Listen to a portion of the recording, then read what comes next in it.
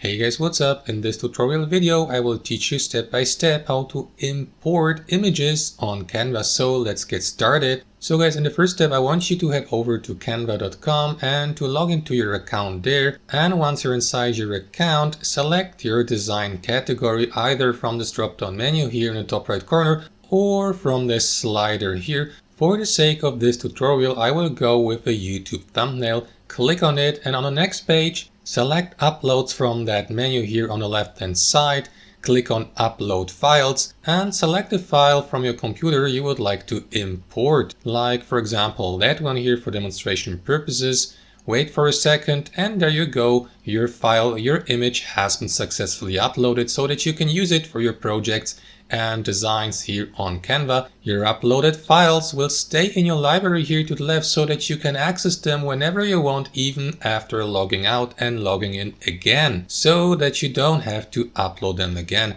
And that's all to it. Thanks for watching and see you next time.